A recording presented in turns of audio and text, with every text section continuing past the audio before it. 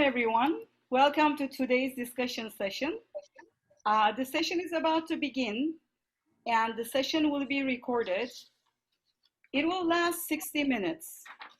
Please keep your microphone muted during the presentation. If you have a question or comment, please enter it in the chat during the presentation, and your question will be addressed by the presenter at the end.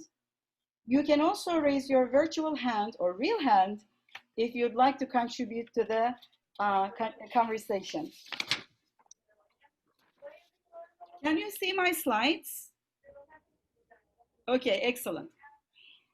So, TESOL International Association's Second Language Writing Interest section is pleased to present this interactive online discussion session titled Adapting Writing Assignments Online.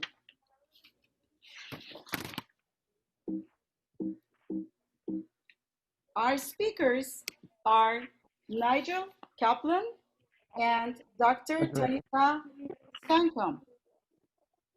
First, I would like to brief you about today's discussion focus. With the unexpected arrival of COVID-19, some of us experienced an abrupt move to online teaching, and some of us were already teaching online for years. Our common thread is that, as instructors, is that we're all faced with the question of how to enhance our students' learning experiences in our online courses. This discussion aims to focus on best practices for adapting writing assignments online and increasing student engagement and collaboration in writing courses.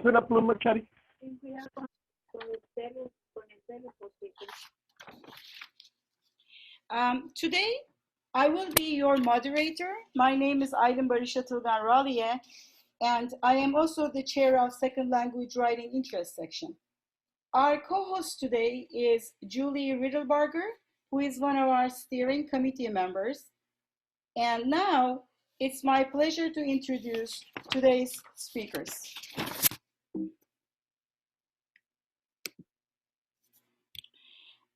Our first speaker is Dr. Nigel Kaplan, and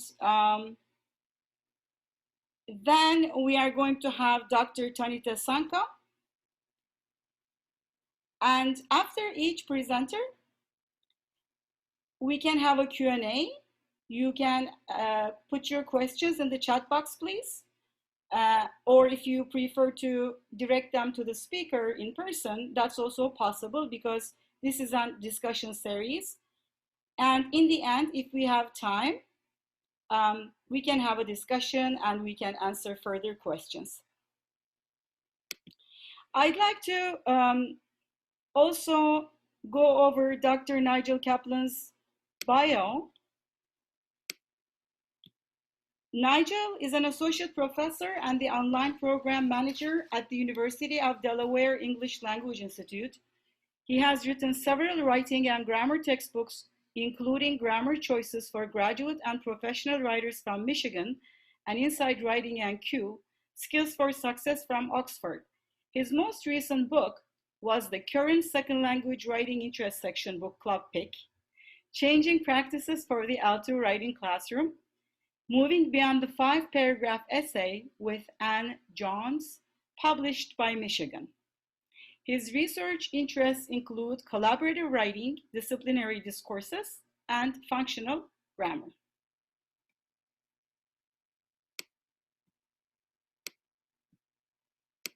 Next, I will also read Dr. Tanita Sankam's bio.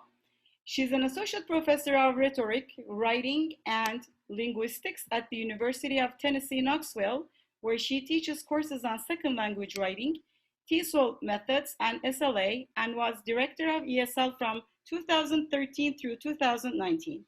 Her research revolves around issues related to L2 writing, including placement, assessment, and L2 EFL writing teacher education. Her book, Decisions, Agency, and Advising, Key Issues in the Placement of Multilingual Writers into First-Year Composition Courses, considers the role of students' agency in the placement of multilingual writers in U.S. college composition programs. She has published in Journal of Second Language Writing, WPA, Writing Program Administration, and L2 Journal. Her scholarship has also appeared in several collections.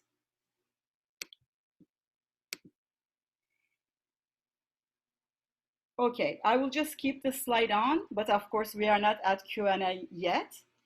I wanted to also add both Nigel and Tanita are our former second language writing intersection chairs. Nigel and Tanita, I'd like to thank you very much for coming to share your expertise with us and with our members again today. Okay, everyone, welcome to the discussion. Let's get started. We're going to start with Nigel today. Nigel, I'll turn it over to you. Thanks, Alan. Actually, Alan, if you wouldn't mind ending your shared screen, it's just easier for us to see each other. Hi, everyone. Thank you for inviting me, Alan.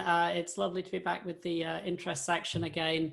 As you heard, I'm at the University of Delaware English Language Institute. I used to have to explain to everyone where Delaware is, but now thanks to our most famous alumnus, I no longer have to do that. So that's kind of fun. We have obviously been fully online since March. We transitioned very quickly and we have not gone back to the classroom yet. And frankly, had no idea when we're likely to. We're an intensive English program, so we are teaching pre-matriculation, undergraduate and graduate students, as well as students with us for language preparation, students who are preparing for university. We usually have exchange students, not so many right now, and about half our students, I think, are still in the United States. The rest are in various countries around the world. And I realized I wore a shirt that is going to make everyone dizzy today on Zoom. I apologize for that. We've been, struggling with these issues of moving online. We have a large faculty, and my job over the past 6 months has sort of evolved into being a sort of a combination of the technological troubleshooter and now more sort of online program planning as we think about what our world is going to look like, as we go through and even after the pandemic, when we fully expect to continue doing online teaching across the board, which we hadn't done before. But I want to start by asking you guys a question, if that's okay, because we had a faculty meeting recently, and everything has been so different, and there's been so much upheaval, and we're all teaching to these little black Zoom boxes, which is not what any of us or most of us trained to do, and certainly not what most people wanted to be doing this year. And it's easy, I think, to think everything's different, everything's changed, I can't do anything normal. But I don't think that's the case. Can I ask you all to open up your chat boxes? Because this is my big tip for teaching online is make sure in the first 5 minutes you have the students doing something. Don't spend the whole time talking, because that sets up completely monologic classes, right? So open up your chat boxes. I'd like you all to do this exercise with me. I want you to write in the chat box something that has not changed since we've gone online, something that is the same for you about teaching or teaching writing now as it was before anyone had heard of coronaviruses and lockdowns and quarantines and all these things. Just go ahead and type in the chat, what has not changed for you since we've moved online? Students turn in homework late. Yes, they did it before, they'll do it now. They're going to do it in the future. Ta-da, the amount of grading. I know the grading didn't go away, did it? What a surprise.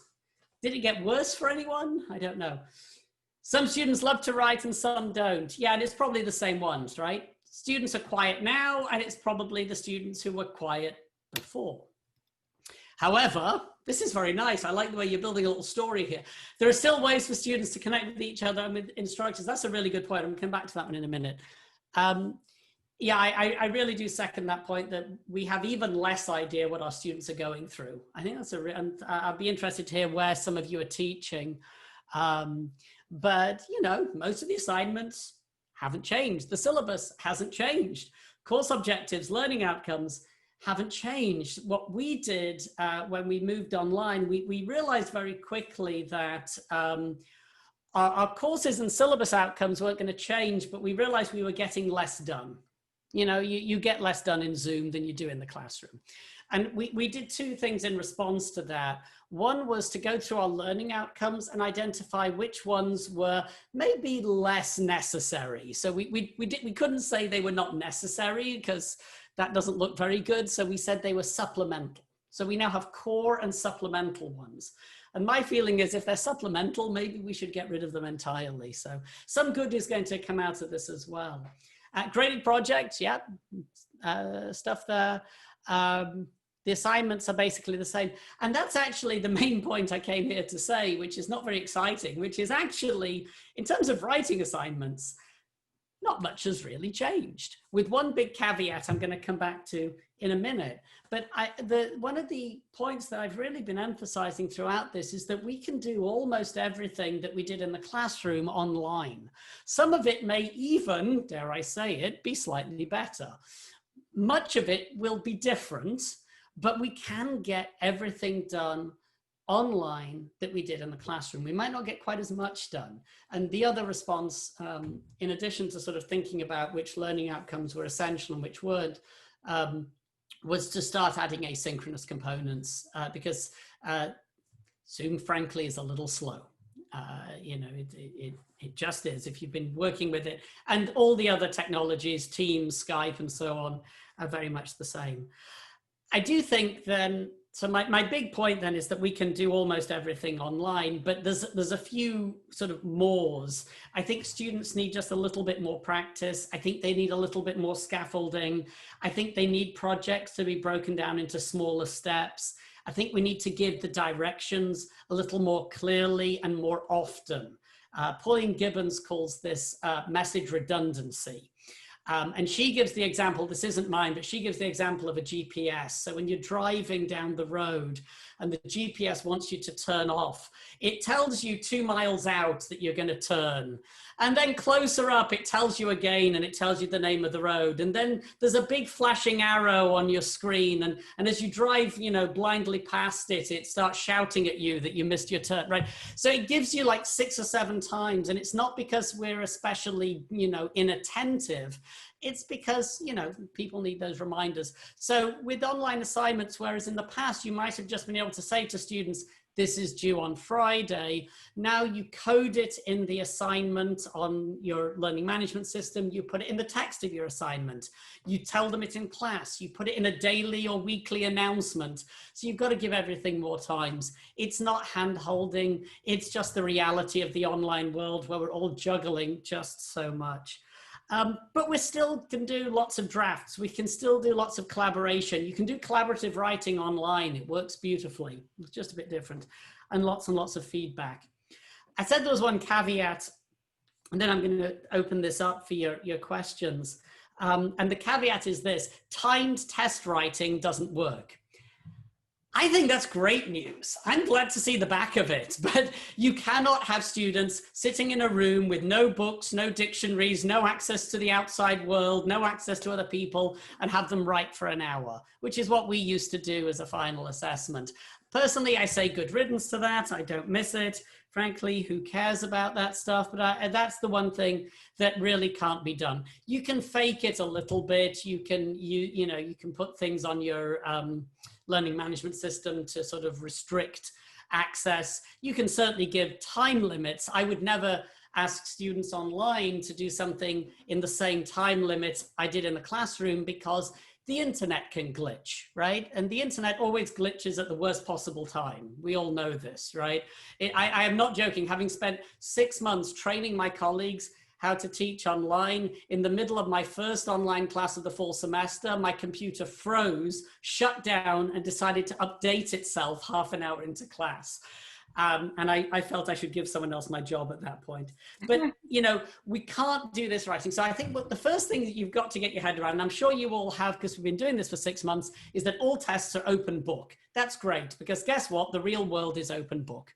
And I haven't got a problem with that. Writing is a social activity. Real writers, good writers use resources. They use the resources open to them. At least one person is liking it, putting thumbs up. I appreciate the feedback. That's what you miss on Zoom. It's the nonverbal feedback, 2 people. But everything's open book. I had a colleague who could not get over the fact that students could use grammar checkers on his test. And, you know, you just got to, you got to get past it. You know, you just got to wave goodbye to that ship has sailed, and it's okay.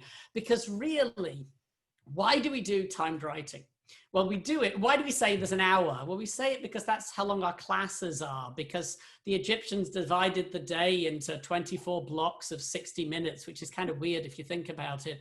So why do we put these numbers on? And I've always said that unless writing under time pressure is one of your learning outcomes, and it is in some classes, timed writing doesn't really have a whole lot of place in a writing class or in an ESL class. So I'm kind of glad to see that go, because I think we can replace that with better types of writing, more authentic, more realistic writing.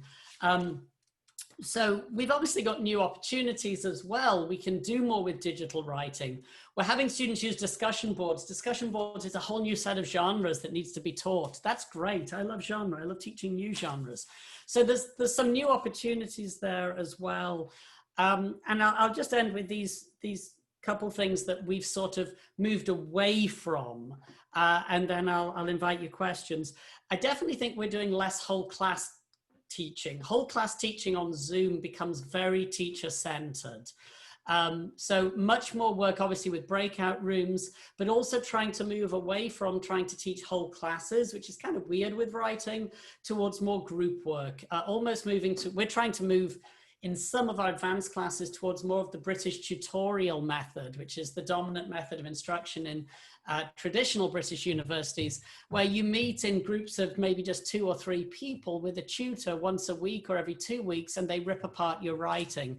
And that's how I learned to write. And it's good enough for me, it's good enough. There's something, I don't rip apart students' writing, but I think that individualized attention that I can give students in small groups is more beneficial than having a whole bunch of little boxes on the screen. And obviously we're not trying to do finals anymore. And I'm just hoping that after a few months, we're going to forget that we ever did them, and nobody will miss them. I don't think we do now. And hopefully we'll just never go back to them, because we've gained a whole week of instruction every session by not doing that. So we only teach 8-week sessions. So that's why I say in some ways, I think we're doing a little better. So that's what I have to say, but I'm interested in your questions. I have about another 8-10 minutes before I hand over. Feel free to put your questions in the box, or just unmute yourself and ask orally. One of the big tips with online teaching is give people the choice of modality. There's a question though out already. What are some things that can take the place of timed writing assessment? I think it's an excellent question. Any thoughts from the floor before I give you my ideas? What do you guys think? What can we do instead of doing that sort of single timed 1 hour quote unquote essay? The Zoom silence. Project-based assignments? Yeah, project-based. I mean, except in essay test formats, how often have you written something important, got to the last period and hit submit? I don't think very often, right? We don't write that way. So, I mean, a quick email you might do, but I've discovered I reread all my emails. I don't know if it's paranoia, but I've got worse at doing that, I think. So I think getting away from that, I think project-based stuff is good. Christian suggested take-home tests. Well, you can't take something home. Everyone's already at home. But yes, but the idea of a take-home test is different, right? So I like take-home, because if you think about the way you set a take-home test, you assume students have access to their books, to their resources, maybe even to other people. And that's fine, right? As long as you define the parameters carefully. It can't be the same task that you give. And you can limit the time. You can give someone, you can have a 24-hour window support it, right? So that's still going to limit what people will have access to. But it allows you to do different things, and it allows students to demonstrate more than just memorization. It allows students to demonstrate, real engagement with ideas, real thinking, careful crafting of language, which I think is what we're about when we teach writing. Multiple drafts, yeah.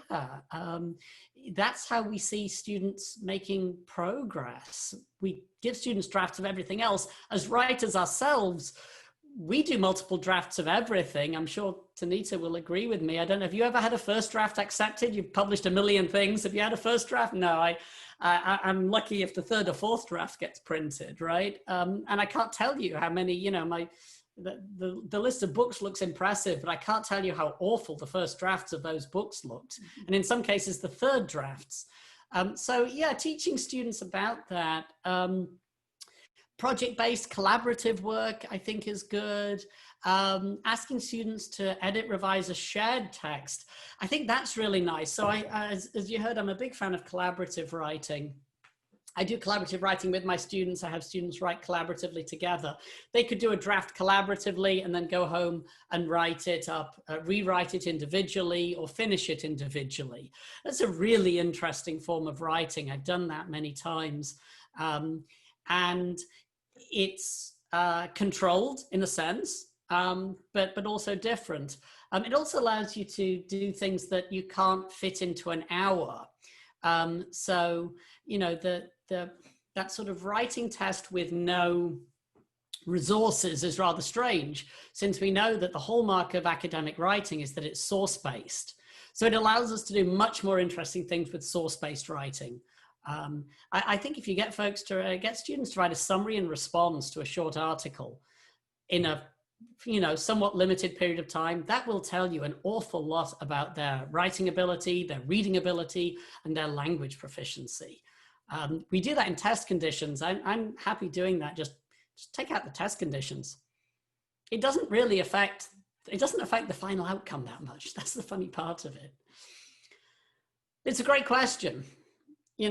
This whole change is going to force us to do things that would have been, universities and educational institutions are slow turning ships, right? The iceberg's up ahead and we're slowly inching around. This has forced us to turn in ways that we, in my experience, we've never seen, right? I don't know if anyone can think of anything like this, which has forced, universities, some of the most conservative institutions, out there, to make just rapid, sudden changes. And it'll be interesting to see what we retain in the long run. Comments, questions, thoughts, other things that you wonder, how do you do that? Or any great ideas of things you've discovered translate online? Nigel, I have a question. So are we talking about getting rid of timed writing exams in instructions? I'm also thinking of TOEFL exam, writing part, timed exam as once an international student. And I actually don't know what the TOEFL is doing right now. Are they still continuing their tests? I'm hoping someone else. The last I heard, I'm a little behind on this. The last I heard, ETS had come up with something they call TOEFL at home, but it was not being offered in China. Which of course, and the rest of you, that's our number one sending country, and it's the US's number one sending country. So there's an issue. A lot of these tests are not working as well online, and so I think here's another opportunity to move away from these single shot, so-called standardized tests, which, and Tanita's our assessment expert and placement expert, but maybe there are better ways of assessing and placing students than based on 20 to 30 minute writing samples. One thing that we've seen, and I wonder what other institutions have done, the GRE is pretty much shut down. And so all our graduate departments are being encouraged to do holistic evaluation of students without GREs. In my program, the one I advise in the MA TESOL, we actually just dropped the GRE last year, because it was telling us nothing useful whatsoever. That's not true of everyone I know, but it's going to be very interesting to think about how we can move away from these single shot assessments towards broader evaluations, and less of this idea that there is a sort of a clear dividing line between proficient and non-proficient, but that in fact there is a continuum, and that all students need support and writing instruction. And I realize that I'm saying it's in my own interest to say that, because that's what my department does, and that's what's going to help us survive this. But I do think that that's maybe just another way of looking at it. Ryan, another former chair of the second language writing interest section. We almost have a quorum of chairs here. Hi, Ryan. That's what exactly. Has a question about online collaborative writing and how to do it. I have a couple of technological suggestions. So Google Docs is fantastic, with the obvious problem it doesn't work well in China, which is where about half our students are. Here's another platform you may not be familiar with, called Padlet. Has anyone played with Padlet? I love Padlet. We actually bought an institutional subscription to Padlet when we went online. It cost us $1,500 for the whole department, and we love this. And you can do collaborative writing on this in a number of different ways. So one of my colleagues does this the same using something called joint construction, which I know some of you on this call are familiar with. That's how I got the 3 letters after my name, was by doing joint construction. But you can open up a window in Padlet, and you can have students suggest sentences, and you can type them up. But you can also have students just type sentences directly in. You can have students write sentences or paragraphs, and then others can go in and comment. So it's a bit like a discussion board, but it's much, much more interactive. You can also draw in websites and pictures and video, and you can record audio straight into it. And you can use it both synchronously and asynchronously. And it's got great potential for both. So I love both those tools. Nigel, they can also peer edit on those papers too, on Padlet too, which is really awesome. One of the things I'd love to see is a way, and maybe you know this, is there a way for us to be able to quiz them on Padlet where they can't see each other's work until we hit a certain button? That I don't think I've seen. Yes, there is. There's an option to approve comments before they're posted, I think. Awesome. I think. I don't have it open right now. I could go and have a quick No, look at I'll that. check it out. There's another package that some of my colleagues are using, and honestly, I haven't done a lot with this myself. In fact, I haven't done anything with it, but there's something called Nearpod, and we're using the free version. The paid version is very expensive, but it's very popular in K-12 schools, elementary and secondary schools here. But what Nearpod does, it's an enhanced presentation tool. So yeah, it makes slides interactive. So you can have a slide up there, and it requires students to type something. And again, you can have it so that you can set it so that you see it before the students do. So you could use that for quick assessment. The other thing you can use is the Zoom chat box. If you tell the students to change it so that it doesn't send messages to everyone, but just to you, you can do very simple formative assessment that way. And I have colleagues who don't use any technology whatsoever, who discovered that and loved it. And that was the way they taught the entire session, and it worked great. So you can get by with pretty minimal technology. Let's see, other questions. Eileen, stop me whenever you want. It's easier said than done, but stop me whenever you want. Okay. Other tips for top 10 online writing activity ideas. I'm gonna have to stop and think about that one. I do love using discussion boards for that. I love using Padlet for brainstorming. I like putting up sort of 3 questions about the reading and having students answer them, and they all appear together. I think that's really nice. I love doing collaborative writing. I do that in Google Docs, as I said. I think that works really well. Peer review. I've always done peer review this way. It's just more natural now to have, I always do peer review in groups of 3 because it accounts for the less less enthusiastic student, shall we say. In a group of 3, there's a good chance you'll get useful feedback from one of the 2 peers, is my logic, right? But I have students do that both synchronously and asynchronously. So we train how to do it synchronously. Then they do the peer review asynchronously. They read and give feedback on each other's writing. And you can do that if you use Canvas, which is the learning management system that we have. If you use Turnitin, there's a nice peer review system, believe it or not, in there as well. There's other ways of doing it. And then they do the workshop component in the synchronous class. And I think that's a nice way to blend synchronous and asynchronous. I'm seeing another suggestion from Lynn, journaling. Yeah, I mean, it's back to free writing, isn't it? You know, Nothing Starts with N, the famous Peter Elbow book. This is the student who said, I can't think, you know, what are you thinking of? He said, nothing. So Elbow said, well, nothing starts with N. Keep writing the word nothing until you can think of something. I've only ever said that once. Penzu. Oh, I don't know that one. Thank you. That's cool. We'll look that up. So hypothesis and another tool. So there's 2 other tools like hypothesis. One is called Kami, or I'll put on my best American accent, Kami. And the other one is called Perusal, or Perusal. I'm not sure how you're supposed to pronounce that one at all. Perusal was developed by some folks at Harvard and is integrated, or can be integrated, in Canvas. Hypothesis, Kami, and Perusal are, as you said, annotation tools. And these are fabulous because you can put a reading up there. And sometimes with Perusal, you can actually get your entire textbook up there, which is kind of fascinating. And you put prompts in the margin and students can answer those, or they can just write their own questions and comments. And I was a bit skeptical as to whether this would work with our students, but one of my colleagues who teaches an intermediate level class got into this, started using it, and the students loved it. And they were having these really thoughtful discussions, even over what I thought were rather simple questions. You know, what's the pronoun reference here?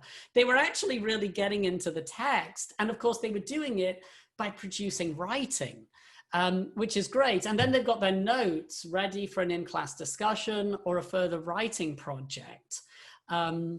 So all of those are really good collaborative tools, and you can use them at a whole range of levels of proficiency as well, which is what really impressed us.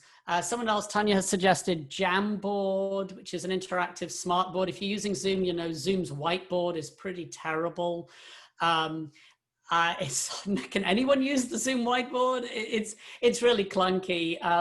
I've tried. It's okay. Jamboard, I've not tried, but I've seen people love it. It makes like little sticky notes, doesn't it? I actually use Padlet for that purpose.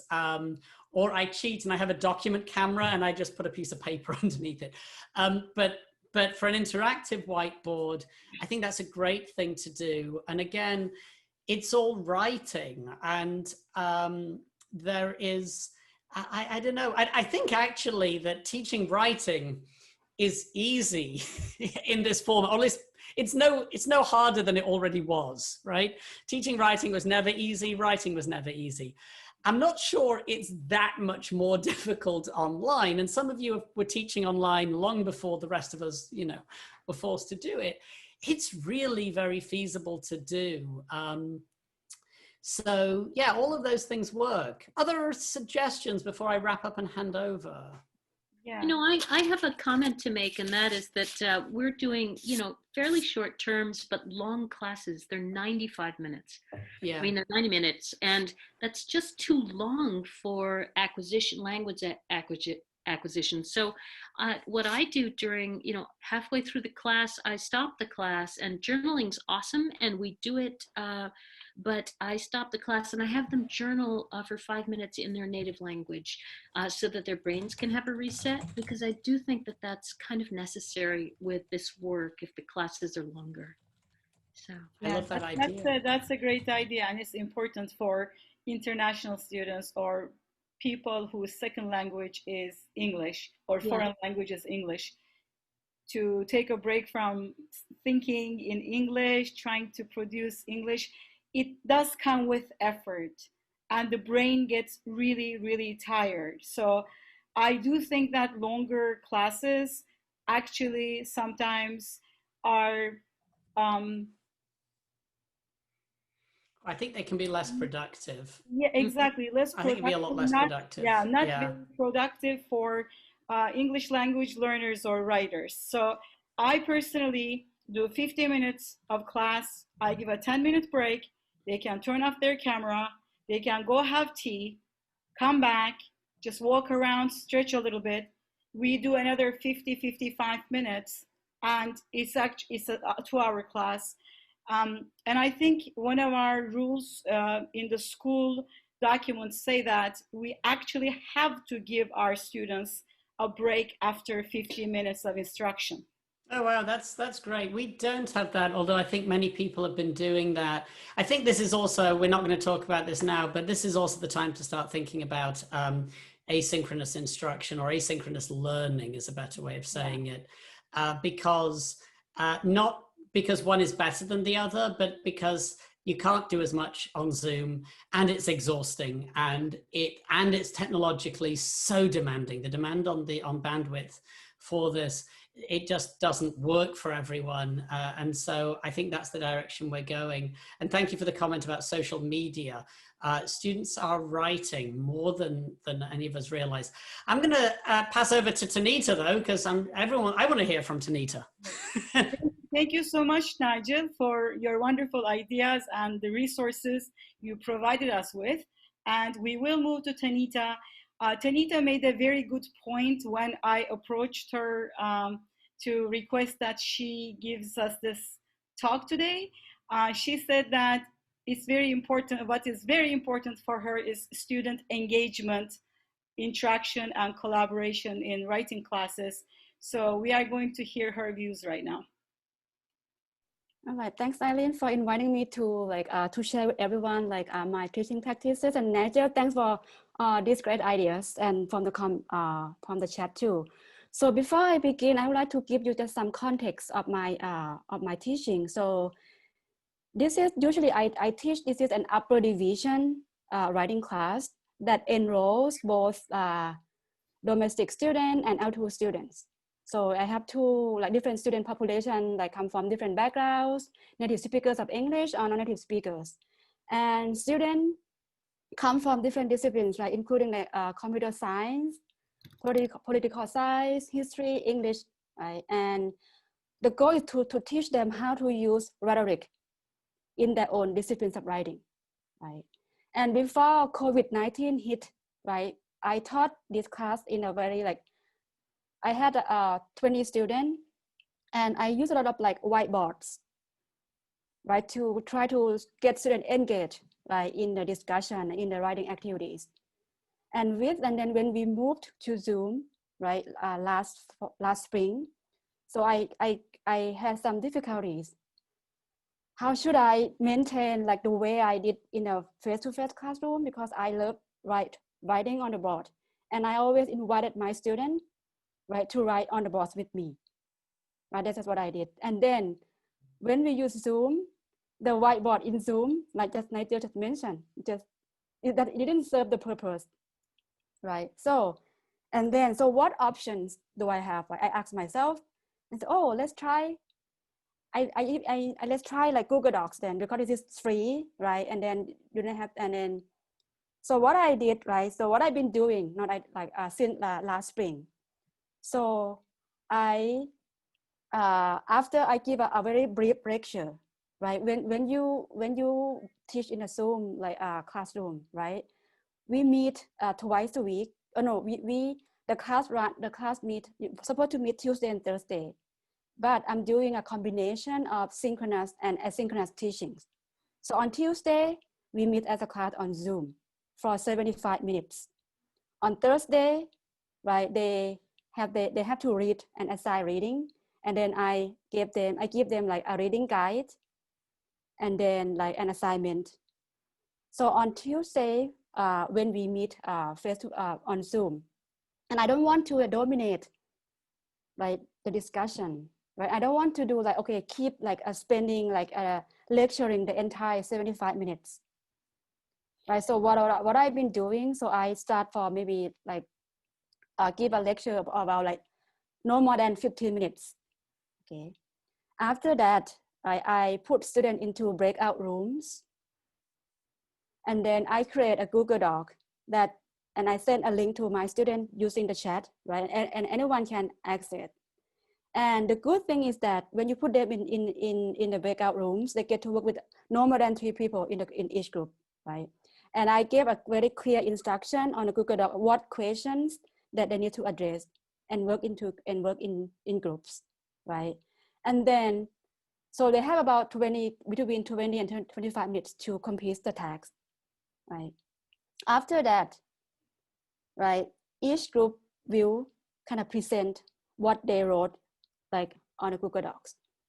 The good thing is that, right, so usually like in the first few classes, students were so quiet. It's so hard to get them to talk like in a phase like this. So, and then, so how about using Google Doc?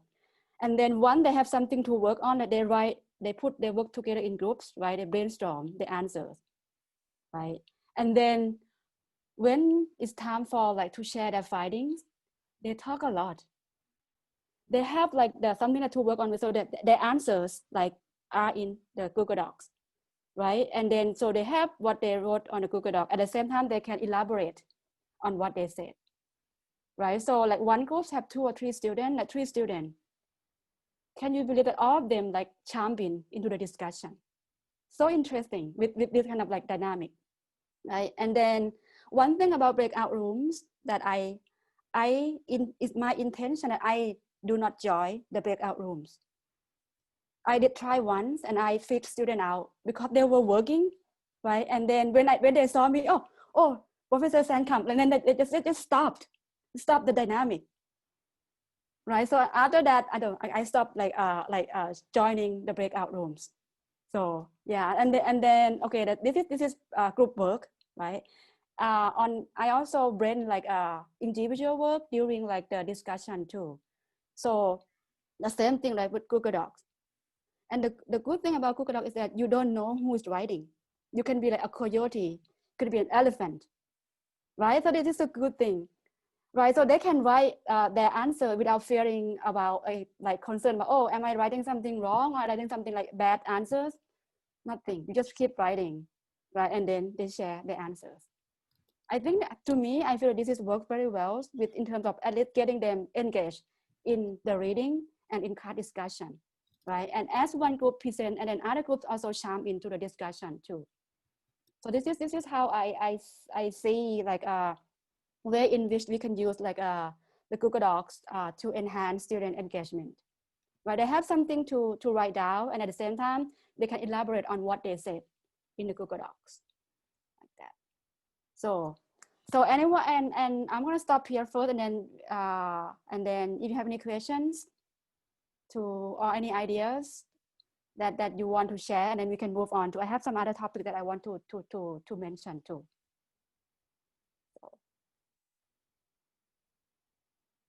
Any questions to Tanita? Yeah. Oh, basically, okay, there's a question about how students like share the Google Doc. But I create a Google Doc and I send a link to the student that all students have access to the Google Doc, like that.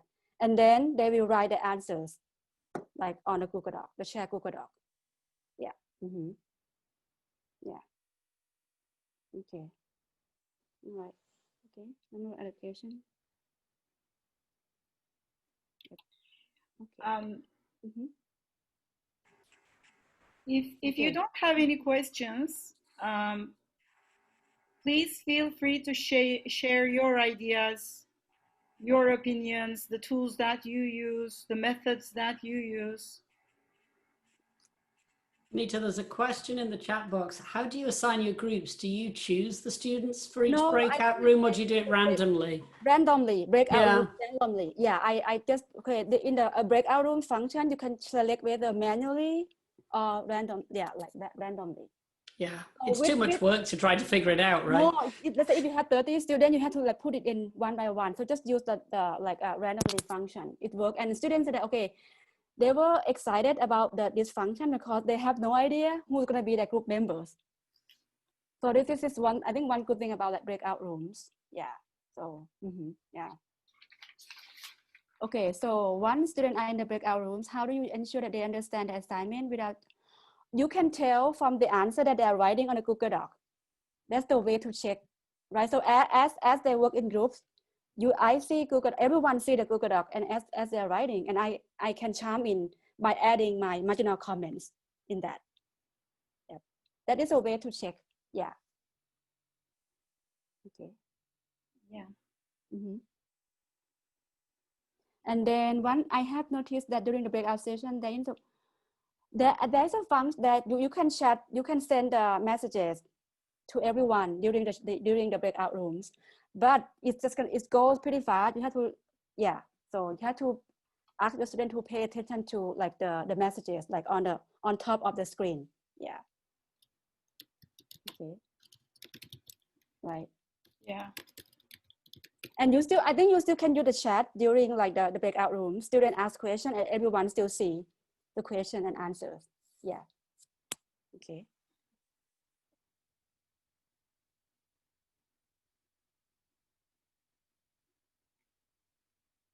Thank you so much, Tanita. These are great suggestions and ideas. Yeah, just to add on that, this one is just more like in-class writing, right? That you want them to at least use what they learn from the discussion, right? How they apply some strategies that they learn from the textbook, from the class discussion, and then you create a prompt that can help them to start thinking. And these scaffolding activities will prepare them for each major writing project. They can start writing something together as a class, brainstorming. And then when they work on their own, this helps a lot in terms of preparing them to work individually on their own assignment. Yeah. Okay, when you just, yeah, work on the same Google Doc. Yeah, Ryan, yeah, I use it the same, and then have a group breakout room 1, breakout room 2, like that. So everyone sees, everyone answers. Yes, it's good to, but it's still like anonymous, right? You never know who is writing what question, but at least they know about breakout room 1. Like that. So yeah. Okay. Yeah. And then any writing assignment to speak in case? Did you see? I'm sorry. I thought yeah. So Marian, I was asking about like any writing assignment specific to increase student engagement. What are the greatest hits? What I've been doing is just much more about like asking them to pick something that is based on their major. Right. For example, right now I'm teaching them about like I ask them to pick a genre in their disciplines, and ask them to analyze the features of the genre. For example, like computer science students, they pick like a script, code, an a manual, and then they analyze it, right? And then at the same time, they also get comments that their peers will respond to the post too and share their ideas, what they think about like this particular genre, like that. Okay, and then what else? How do students share their writing responsibility in that case? What do you mean by this one? Are you talking about like group work, right? How do I know that they is that right? That was a question. That's right. And another thing I was going to clarify is, have you noticed if students are carrying on specific expertise, say somebody's better at grammar, so that person will tends to attend to grammatical features. Others. Oh yeah, I think that's a good question. Basically, I tell students upfront that we're not going to worry about any grammar at all with these in-class writing activities. Get the idea down, understanding the concept. That I think that is a goal of in-class, like small in-class activities. Right. The idea is that for them to understand the concept in the textbook and use that concept in their own writing. Yeah. Yeah. So. And then. Okay. I have one question, Tanita. So in a random selection, Zoom can, do that random selection for you. What if all the students with like low proficiency level of English and low writing skills are grouped together in one group, and the strong ones are in the other group? Because there's also the option that you can, choose your students and decide which group they're going to. And I try to put one strong student into one group, and then maybe some like lower proficiency students in one group, so that I create like a healthy mixed ability group. So what would you do if that was the case? So, but to me, I feel like, because this is not really about like checking correctness or accuracy, it's more about understanding the text. So I'm not gonna worry about like, who. It's more about like giving them like sufficient time, and I'm there with them so I can chime in as they are writing. So this is how I see like the dynamic of the increase the engagement, to promote engagement. Yeah. So this, yeah. Yeah. Yeah, that makes perfect sense. Thank you. But if you are, let's say, if you have a more like maybe different assignment, you can like pre-assign them into groups. If you want to have you want to make sure that, okay, you have different like the proficiency, you can do that too. But I think the goals of I'm doing this is more about like, okay, engage them in the discussion, get them to talk to their peers. Yeah. Right. Your aim is engagement. Yeah. Engagement, and then I feel like by talking to their peers, they get that ideas and they can apply that what they learn in their own assignment. Right. This is an upper division class. It's not about memorizing. It's more about understanding the concept in the textbook and how you use that concept to work on their own writing. So that is the goal of this assignment. Yeah. And you don't want, I don't want to dominate the class discussion, right? In an online platform, students tend to be very quiet. Even you ask them questions, they don't really respond to your questions. But if you get them to do something in groups, have something to work on, they respond, and you get very good questions and good answers from students too. Yeah. Yeah, great. Yep. Let's see. I'm gonna try to look at it. If I address all the questions here, let's go very fast. Yeah. You can ask it with the microphone if you want. If I didn't get into like the question in the box here.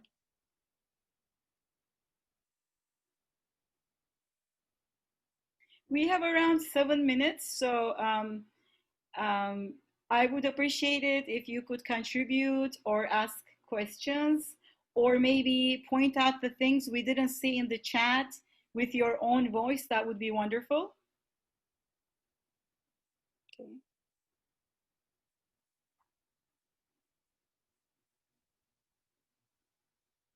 So there is a comment from Marianne. She says, I work with younger students and have them do passion projects. They get to be the experts, and we try to stay away from Google Translate that way, using their experience, their POV.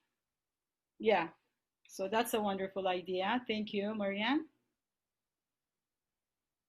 Oh, and one thing that I've been doing too, like, so I assign one assignment to do an oral presentation, and it pair work. So they get to use all the technology, right? So they can share their screen, right? I allow that option, and they work in pairs, and then select an article and analyze some rhetorical strategies used by the writer. And yeah, so I think this also work too, right? At least like getting to work together and then share with the classmate, and then their classmates ask questions after the presentation, something like that. So yeah. That's wonderful. Because, I think it's really important to break the ice in writing classes. People don't talk, people don't write. And then when they come together as a group, all of a sudden interaction starts with the collaborative, nice activities that Anita suggested. And all of a sudden they brainstorm and they start creating writing. So that's a very useful and helpful suggestion, Tanita. Thank you. And my goal is I want to create a community of classroom, even though it's an online platform. I think the key term is community, right? a community in an online classroom? In what way that we can engage students into like the discussion and learning? So, yeah. Yeah. Because you can be like strangers, right, in an online classroom, right? You just come to the classroom and, oh, I listen to my professor and then I leave. On the next day I come back and yeah, so there is no really like a collaboration. So that's why creating some activities that at least they'll work together. Yeah. Mm-hmm. I think that's one thing we need to do more of online, right? Is building that community, because it is harder, right? It's not impossible, but I think you have to do more icebreakers. You've got to just be more deliberate, right? And you can do that both asynchronously and synchronously. One of my colleagues has a wonderful warm-up activity she shared with all of us, where students have to post a picture on the discussion board, not a picture of themselves, but a picture that represents themselves. And then other students have to reply and try to explain what the picture is about. Really fun. And you can do it with audio as well, but we just got to do just a little bit more. Yeah, Katie mentioned GIFs. It's a hard G. I just learned that this week. Yes, anything that's fun, or what one of my colleagues calls the human side of Zoom, is just more important. It was never unimportant. It's just more important. Yeah. There is also a contribution from Ryan here, and he says he's been using slack.com this semester with my grad students, and they've been willing to write quite a bit on it. More interaction than I've ever had on discussion boards. Wow, it's hard to beat discussion boards, so it must be good. It's basically just like a chat room, so students can use it synchronously, they can use it asynchronously, you can reply to people and make a thread on it, but my students have enjoyed it. Great. Wonderful. Thank you so much. Do you have to pay to get like Slack, like Ryan, the slack.com? Nope. Do you have to pay? No? Okay. Nope. I'm sure they charge for something, but I haven't, the free version has been completely fine. Okay. Zoom's chat function, not the chat function you're seeing here, but the chat in the main app actually replicates a lot of Slack functions. And if you're using Zoom, it's already on your computer. So it might be something to play with as well. Yeah. It's such a nice discussion. I feel like I have learned a lot in just 58 minutes here. I hope it's been useful for everyone. Would you like to say anything else in our last minute?